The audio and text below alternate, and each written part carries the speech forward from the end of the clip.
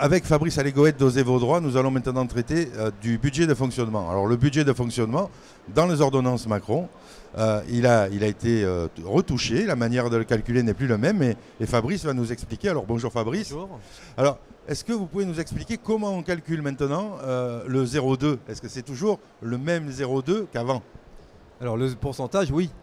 La référence de calcul a changé. On est passé d'une masse salariale qu'on appelait le compte 641 à une autre masse salariale qui existe en entreprise depuis des décennies. Il s'appelait jadis d'ailleurs la DADS et qui a été rebaptisée pour la circonstance la DSN, Déclaration Sociale Nominative.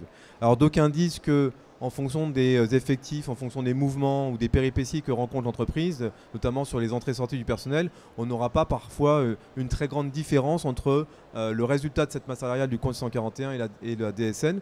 Mais parfois, dans certaines entreprises, quand il y a un turnover qui frôle les 20-25%, quand il y a beaucoup de ruptures conventionnelles, quand il y a beaucoup de licenciements, beaucoup d'indemnités supralégales qui sont aussi données à l'occasion des mises à la retraite, eh bien, on va avoir des différences extrêmement significatives qui peuvent donner des écarts de 30%.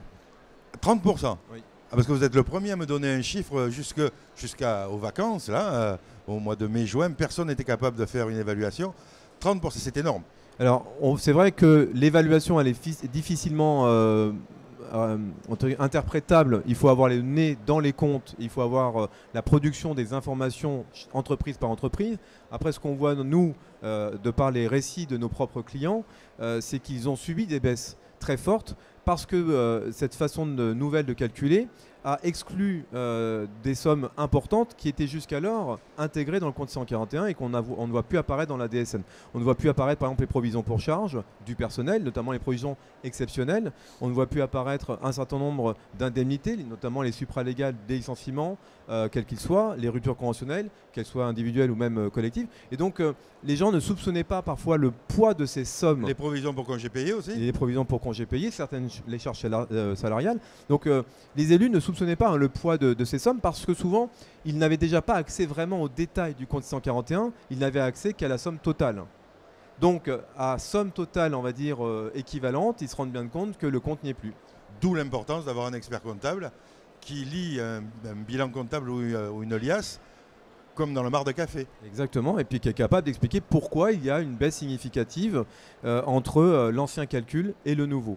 Alors, dans les réformes à propos du budget de fonctionnement, il y a aussi eu une autre bonne entre guillemets idée, c'est celle de la transférabilité d'un budget sur l'autre. Oui, alors c'est une très mauvaise idée, c'est pas du tout une bonne idée. D'abord parce que si je fais un parallèle avec les moyens de fonctionnement, le budget n'est pas suffisant en général pour couvrir l'ensemble des besoins courants d'un CE ou d'un CSE qui se respecte. Ils ont des besoins chroniques comme la formation, comme le support juridique, comme acheter des ouvrages, comme tenir des permanences, comme pouvoir aussi assurer leur mobilité. Il y a beaucoup de CSE multisites, donc on a besoin d'aller à la rencontre des salariés d'un site à l'autre et payer un certain nombre de frais qui s'y rapportent. Il y a par exemple les venues sur les salons qui sont aussi des événements importants. Donc on voit bien que ceux qui se font aussi l'économie du budget de fonctionnement se trompent sur le fait qu'on puisse s'épargner parce que se professionnaliser, ça a un coût. Et la bonne et la mauvaise nouvelle, c'est quoi? C'est qu'on a fait croire, du point de vue des médias, que le transfert des reliquats de l'exercice annuel, une fois qu'il est clôturé, toute ou partie de ce reliquat peut être transféré sur le budget social. Oui, sauf qu'il faut raconter l'histoire jusqu'au bout.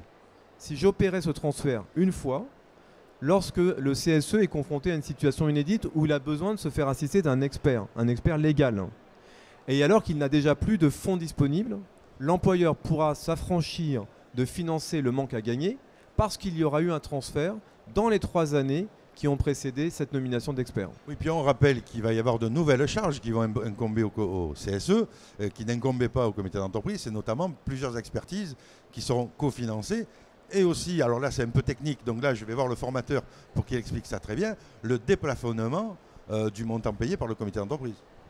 Alors, la grosse différence sur les expertises, c'est qu'effectivement, avant, par exemple, on avait un CHSCT, un comité d'hygiène, sécurité et conditions de travail, où l'employeur prenait tout en charge, aussi bien les frais de fonctionnement du CHSCT, ses besoins courants, que les expertises qui s'y rapportaient. Avec la naissance du CSE, on a perdu cette prise en charge des frais courants de l'ex-CHSCT, bien que les missions de santé, de sécurité et conditions de travail demeurent sous une forme et un libellé différent, mais pour autant avec des coûts toujours existants. qui vont être supportés dorénavant par le budget de fonctionnement. Donc c'est une forme d'affaiblissement de ce budget. Ensuite, on a effectivement ce cofinancement des expertises qui a augmenté. On a augmenté les expertises légales ex-CHSCT en disant le CSE, pour un certain nombre de ces expertises, il va devoir financer à hauteur de 20% de la facture. On parle quand même d'expertise autour de 10, 15, 20 000 euros. Alors précédemment, c'était plafonné à un certain pourcentage du budget de fonctionnement annuel. Alors, non. Le CE, on a commencé, c'était d'ailleurs en 2013. Le CE s'est retrouvé à un moment donné à devoir participer financièrement à une expertise économique. Avec l'arrivée de la loi Rebsamen, on a transformé toutes ces expertises en 3 grands rendez-vous annuels et on a libellé une des consultations obligatoires, orientation stratégique. Et à l'époque, on a dit, ces orientations stratégiques, quand le CE fait appel à un expert, il doit participer à 20% de son budget au plafond qui correspondait au tiers de son budget de fonctionnement. Ce qui a été enlevé avec l'arrivée des ordonnances Macron. Sachant que le CE, lui, il va payer 20% du TTC et que le patron va récupérer la TVA. Alors, non, le patron ne récupère pas la TVA, lui va récupérer la TVA sur ce qu'il va payer lui-même, sauf à ce que le CE ou le CSE fasse payer l'intégralité de la facture, ce qui est peu probable. Si à partir du moment où je dois cofinancer, l'expert est censé me facturer directement. Je suis une personne morale, donc le CSE en tant que personne morale, il a ses fournisseurs, il paye ses factures et la direction ne peut récupérer aucune TVA. Il faudrait que ça suppose une prise en charge directe de la direction. La part patronale est exonérée de TVA puisque le patron va récupérer la TVA sur ce que lui va payer, alors que le CE, lui, il récupère rien. Il récupère rien du tout. Non, donc, rien. Je veux dire, c'est vraiment une charge supplémentaire très forte qui a été mise à l'ordonnance Macron, même si on la compare avec les lois Rebsamen, et je ne parle pas de ce qui se passait avant. Alors juste aussi une petite précision sur la notion de transfert. Imaginons que je n'ai pas transféré d'argent pendant un certain nombre d'années. J'ai besoin de nommer un expert. Je nomme cet expert et je me rends compte, au vu des coûts, que je n'ai pas les moyens de supporter seul les fameux 20%. L'employeur va m'aider, puisque je n'ai jamais opéré de transfert, la route est ouverte. Et ça veut dire qu'ensuite, une fois qu'il m'aura aidé cette fois-ci, pendant 3 ans encore, je ne pourrai plus opérer de transfert. Donc la règle des 3 ans, elle est valable quand j'ai déjà opéré un transfert, l'employeur n'a plus d'obligation, ou j'ai une obligation vis-à-vis de l'employeur de n'opérer aucun transfert quand il m'a aidé au paiement d'une expertise. Alors, pour rappeler aux élus, le budget de fonctionnement, c'est un budget qui est extrêmement important, parce que c'est celui qui va vous permettre de payer quelque expert que ce soit, quelque expertise que ce soit. Formation, l'assistance juridique, les ouvrages. Quand il y a un pépin, parce que l'assurance, elle est toujours chère avant l'accident. Et vous pouvez avoir un peu de reliquat de votre budget de fonctionnement d'une année sur l'autre, parce qu'il peut y avoir un pépin qui n'existait pas et vous avez besoin d'un peu de trésorerie. On n'achète pas des Rolex, pour parler de montants, en cadeau de fin d'année avec le budget de fonctionnement s'il en reste. Et je grossis le trait en disant la marque d'une montre de luxe, parce que ce soit une clé USB qu'on peut payer quelquefois très cher ou une montre de luxe, le budget de fonctionnement, il n'est pas fait pour ça. Il n'est pas fait pour acheter des cadeaux publicitaires.